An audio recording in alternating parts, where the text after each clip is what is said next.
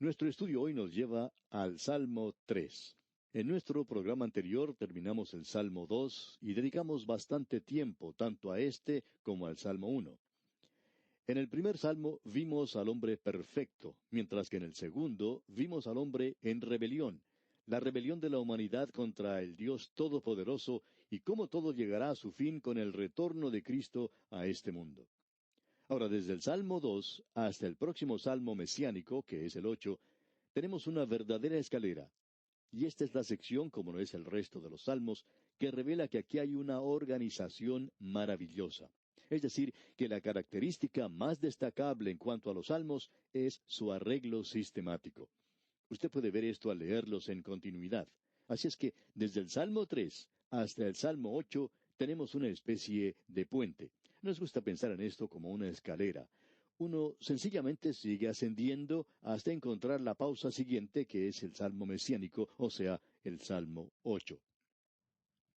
Ahora vimos en el Salmo 2, en forma profética por supuesto, el rechazo del ungido de Dios y el Mesías. Y sabemos algo de eso en la actualidad. Después de más de 2000 años, él aún es rechazado por el mundo. En el Salmo 8, que es el siguiente salmo mesiánico, vamos a ver la profecía de cuando él, que es el Hijo del Hombre, pondrá todas las cosas debajo de sus pies. Ahora estos 5 salmos que tenemos ante nosotros proveen el ligamento que une a estos 2 salmos.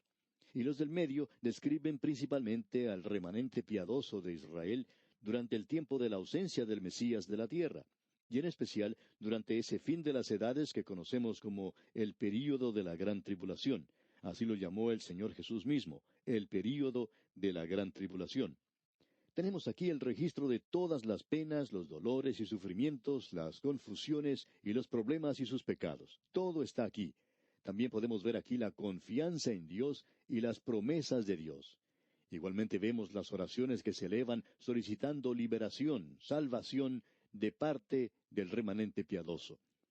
Vamos a ver asimismo algo de los antecedentes históricos y de las circunstancias de estos salmos diferentes y por qué fueron escritos y quién los escribió.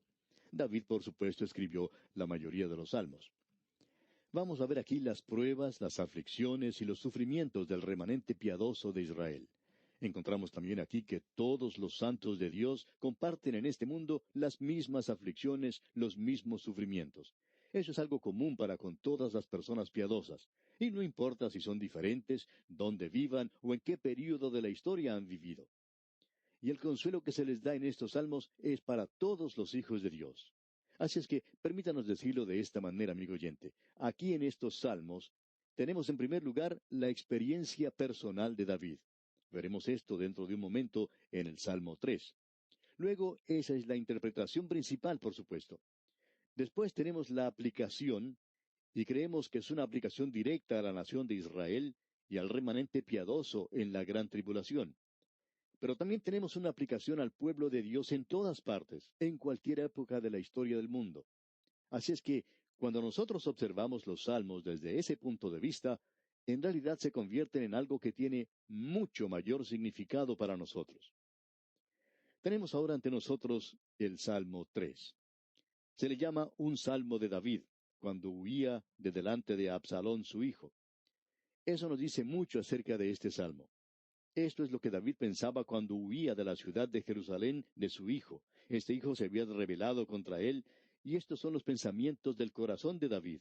Por tanto, esto hace de este salmo algo muy real, porque es producto de la experiencia personal de este hombre.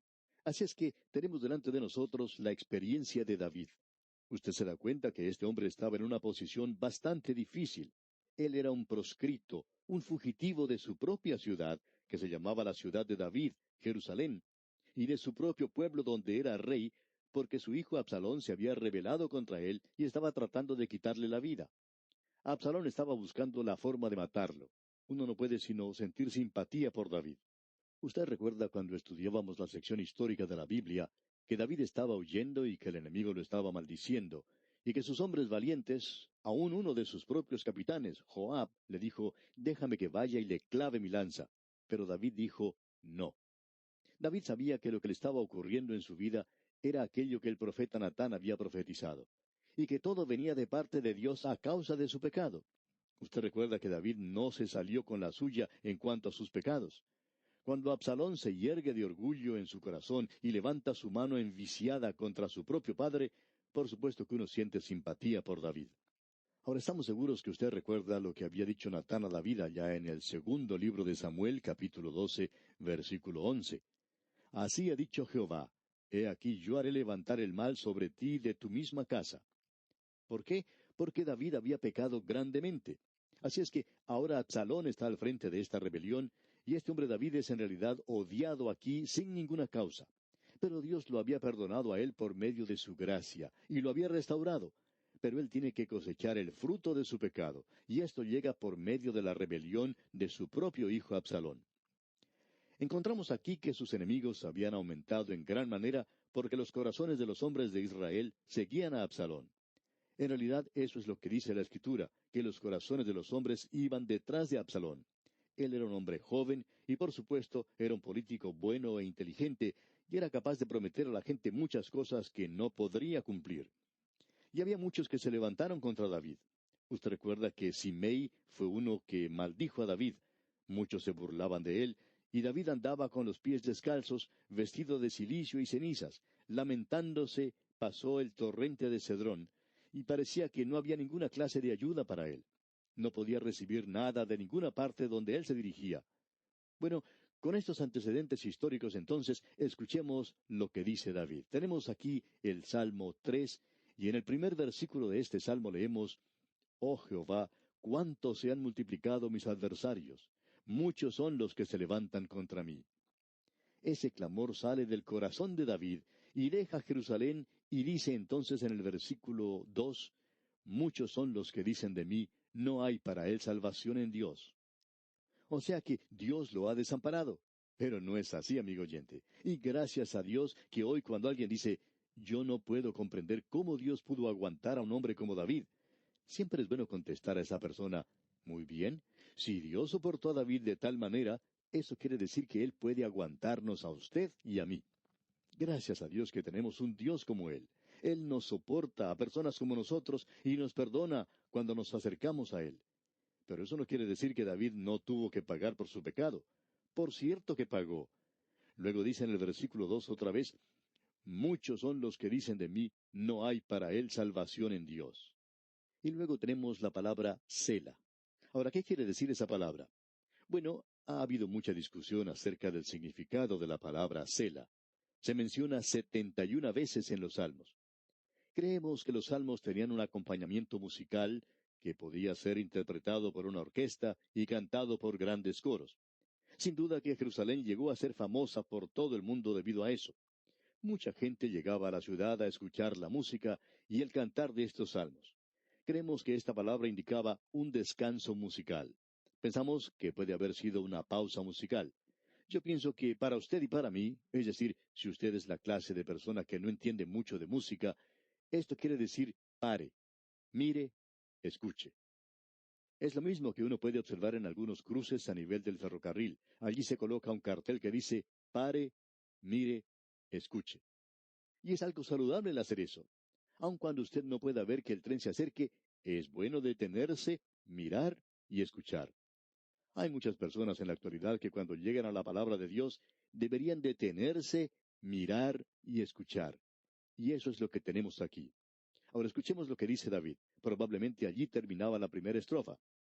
Ahora dice en el versículo 3, Mas tú, Jehová, eres escudo alrededor de mí, mi gloria y el que levanta mi cabeza. David expresa aquí su profunda confianza en Dios.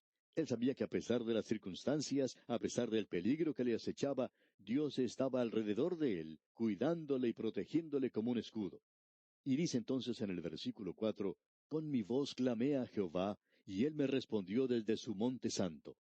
Una vez más, David expresa aquí la certeza que Dios le ha respondido, que Dios está atento a su clamor. Él ha clamado y ha recibido respuesta de Dios, y por eso dice, Con mi voz clamé a Jehová, y él me respondió desde su monte santo. Y una vez más tenemos esta palabra, Sela, que marca probablemente el fin de la segunda estrofa. Y David continúa diciendo en el versículo 5, Yo me acosté y dormí, y desperté porque Jehová me sustentaba. A este salmo se le ha llamado el Salmo de la Mañana. Es un salmo muy bueno para dar comienzo al día. A pesar de todos los problemas y dificultades, David confía en el Señor. Él podía dormir toda la noche sin necesidad de una tableta de aspirina que no podía comprar entonces, o alguna de esas drogas milagrosas que lo ponen a dormir a uno en el presente. Él simplemente confiaba en el Señor. Él inclinaba su cabeza sobre las promesas de Dios y así dormía. Y luego dice, y desperté porque Jehová me sustentaba. Y agrega luego en el versículo 6, no temeré a 10 millares de gente que pusieren sitio contra mí. Aun si todo el mundo estuviera contra él, David decía, él no temería. Alguien preguntó en cierta ocasión a Cromwell, quien era considerado el hombre más valiente que vivió, le preguntaron, ¿cómo explica usted su gran valentía? Y Cromwell contestó, pues bien, no hay ninguna valentía en mi conducta, porque yo temo a Dios y es por eso que no le temo al hombre. Martín Lutero también tomaba la misma posición. Si hubiera más temor a Dios en la actualidad, amigo oyente, habría menos personas con sus lenguas negras de lamer las botas de los demás. Hay muchos que pasan su tiempo haciendo eso. ¿Por qué? Porque no hay temor de Dios en ellos. Lo que le da valentía a uno, amigo oyente, es el temor a Dios. Entonces usted no temerá al hombre. Es por eso que David podía decir, no temeré a 10 millares de gente que pusieren sitio contra mí. No les temo. Escuche lo que dice ahora en el versículo 7, en su primera parte. Levántate, Jehová, sálvame, Dios mío, porque tú heriste a todos mis enemigos en la mejilla. Allí es donde duele, en la mejilla. Cuando lo golpean a uno en la mejilla, enseguida lo pueden desmayar. Y David sabía eso. Él dice que tú heriste a todos mis enemigos en la mejilla. Y luego agrega, los dientes de los perversos quebrantaste. Ahora ellos no lo podían morder más. Escuche lo que dice en el versículo 8. La salvación es de Jehová, sobre tu pueblo sea tu bendición. Esta es una gran escritura, amigo oyente. Lo que quiere decir aquí es que el Señor es el autor de la salvación. David nunca pensó que la salvación era como una moneda que uno podía poner en su bolsillo y luego perderla. Él nunca pensó que era algo que él tenía que trabajar para obtenerla. La salvación era un don, un regalo de Dios. La salvación es de Jehová, dice David, sobre tu pueblo sea tu bendición. Y luego esa maravillosa palabra nuevamente, Sela. Y usted puede notar que en este salmo hemos visto algunas cosas maravillosas acerca de Dios. En realidad, en el versículo 3 dijo, Mas tú, Jehová, eres escudo alrededor de mí. ¿Notó eso, amigo oyente? Y luego sigue, mi gloria y el que levanta mi cabeza. Como un escudo, Él cubre a aquellos que le pertenecen. Se nos dice que como creyentes debemos tomar el escudo de la fe. Y David sabía algo de lo que podía ser un escudo. Él lo usaba. Luego menciona la gloria. Y esa es su creencia en la presencia de Dios. Porque usted recordará que la nube de gloria cubría a Israel. Era una señal visible de la presencia de Dios en medio de ellos. Hoy nosotros andamos por la fe, y la gloria de Dios está con nosotros, amigo oyente. Él se hace real a aquellos que le aman. Y David también lo llama, y el que levanta mi cabeza. Ahora, ¿cómo puede ser eso? Él le había prometido a David una casa. Él le dio a él una bendición y gloria y un reino. Y David dice aquí, el que levanta mi cabeza. Y hoy, amigo oyente, quizá estemos caídos, pero Él nos puede levantar. Este es un salmo maravilloso, ¿no le parece? Tenemos ahora el siguiente salmo, el Salmo 4, y continúa con la misma idea. También le hemos dado un título a este salmo. El Salmo 3 era el hombre perfecto rechazado. Y ahora aquí tenemos el conflicto entre la mujer y la serpiente. Eso es lo que está ocurriendo en el mundo en la actualidad. Este también es llamado un salmo vespertino. Ya veremos por qué. Las divisiones de este salmo son las siguientes. En los primeros 3 versículos tenemos un lamento. Tenemos luego una corrección en los 2 versículos siguientes. Y entonces, para finalizar, tenemos la confianza en los versículos 6 al 8. Ese es todo el salmo. Es un salmo bastante corto. Este salmo tiene una inscripción musical. Su título dice, Al músico principal sobre Nehinot, Salmo de David. Ahora, ¿qué es esto de Nehinot? Bien, aparentemente tiene que ser algún tipo de instrumento, y la creencia general es que se refiere a un instrumento de cuerdas. Veremos que el salmo siguiente es como una trompeta, pero aquí en este caso es un instrumento de cuerdas, y era probablemente un solo instrumental, y él canta las alabanzas en medio de la iglesia, se nos dice. Así es como el escritor de la epístola a los Hebreos usa este salmo. Y aquí tenemos un gran lamento en el mismo comienzo. El gran refugio del pueblo de Dios en tiempos de dificultades es siempre la oración. Y Dios es su escudo, como ya hemos visto. Escuche lo que dice aquí el primer versículo de este Salmo 4. Respóndeme cuando clamo, oh Dios de mi justicia. Cuando estaba en angustia, tú me hiciste ensanchar. Ten misericordia de mí y oye mi oración. Esta angustia aquí quiere decir las presiones que sufrimos en esta vida y que son bastante grandes. ¿Qué es lo que necesitamos hoy? Necesitamos el aliento, el estímulo que encontramos en la palabra de Dios. Y tenemos la seguridad que se nos da en el Salmo 145, versículo 18, donde leemos, Cercano está Jehová a todos los que le invocan, a todos los que le invocan de veras. Tenemos también una maravillosa promesa de Dios allá en el Salmo 50, versículo 15, donde dice, E invócame en el día de la angustia, te libraré, y tú me honrarás.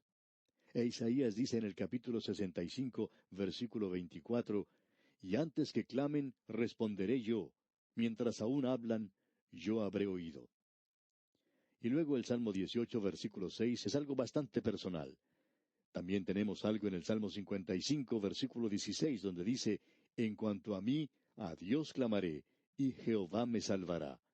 Asimismo podemos leer en el Salmo 86, versículo 7, En el día de mi angustia te llamaré, porque tú me respondes. Luego también dice, Me invocará, y yo le responderé. Con él estaré yo en la angustia, lo libraré y lo glorificaré. Eso lo encontramos allá en el Salmo 91, versículo 15. La Biblia está llena de estas maravillosas promesas, y ese es el clamor que hallamos aquí que presenta el salmista, que Dios esté con él. Luego dicen los versículos 2 y 3 de este Salmo 4, Hijos de los hombres, ¿hasta cuándo volveréis mi honra en infamia? ¿Amaréis la vanidad y buscaréis la mentira? Sela. Sabed pues que Jehová ha escogido al piadoso para sí. Jehová oirá cuando yo a él clamare. Esto es maravilloso. Dios oirá nuestra oración.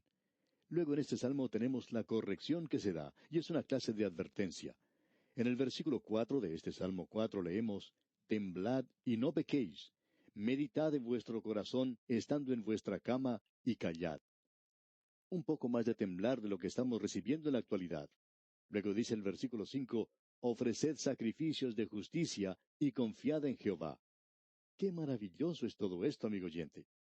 Airaos, pero no pequéis, fue la forma en que Pablo lo tradujo cuando mencionó esto allá en su epístola a los Efesios. Ahora llega a la confianza, la seguridad de la fe. Él dice en la primera parte del versículo 6, Muchos son los que dicen, ¿quién nos mostrará el bien? Muchas personas están diciendo ahora, pues bien, las cosas van de mal en peor. Nada sale bien en estos días. Entonces leamos la segunda parte de este versículo 6 del Salmo 4 que dice, Alza sobre nosotros, oh Jehová, la luz de tu rostro. ¿Y cómo necesitamos eso en la actualidad, amigo oyente? Luego en el versículo 7 dice, Tú diste alegría a mi corazón, mayor que la de ellos cuando abundaba su grano y su mosto. El corazón de David es como el de todos nosotros. Fracasó en el tiempo de los problemas, y David aquí se dio cuenta que Dios era bueno para con él. Dios hizo eso por él. Y alrededor de David se encontraban estos incrédulos entre su propio pueblo, burlándose de él. Ellos eran los que decían, Dios no va a hacer nada. Pero Dios sí que hizo algo por David. Y nuevamente leemos en el versículo 7, Tú diste alegría a mi corazón, mayor que la de ellos cuando abundaba su grano y su mosto. Solamente Dios puede hacer el bien por nosotros en la actualidad. Ahora dijimos que este era un salmo vespertino. Bueno, escuche lo que dice aquí en el versículo 8 de este Salmo 4. En paz me acostaré, y asimismo dormiré, porque sólo tú, Jehová, me haces vivir confiado. De paso, digamos que esto es mucho mejor que una tableta para dormir en la noche. ¿Ha probado usted alguna vez este Salmo 4? Es mucho mejor que cualquier droga que pueda comprar en la farmacia. Es mucho mejor que las aspirinas. Qué maravillosos son estos salmos para todos nosotros en la actualidad, amigo oyente. Y qué significación tienen para el pueblo de Dios en el día de la aflicción. Si alguna noche, amigo oyente, usted no puede dormir porque está afligido, agobiado por algún problema, levántese y lea este Salmo 4, medite en él. De cualquier manera usted no puede dormir. Mejor es que medite en estas palabras y se dará cuenta que no hay mejor medicina que esta. Y aquí, amigo oyente, vamos a detenernos por hoy y continuaremos, Dios mediante, en nuestro próximo programa con el Salmo 5. Le invitamos, pues, a sintonizarnos. Hasta entonces, y que el Señor derrame lluvia de bendiciones en su vida.